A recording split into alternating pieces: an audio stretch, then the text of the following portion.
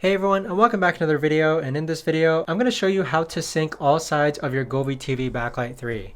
Now this video is going to be particularly useful for individuals who just entered the Govee ecosystem.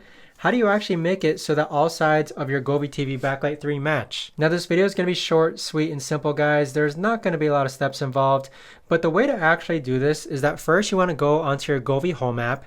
Next, make sure that your Bluetooth is turned on. Afterwards, click on your TV backlight and make sure that it's turned on by clicking on the power button on the upper right hand corner. Now once your device is powered on, you want to scroll down to where it says part and all. So the difference between these two options is that if you set it to part, that means that all sides of your Govee TV Backlight 3 are going to sync with different colors depending on what's showing on screen.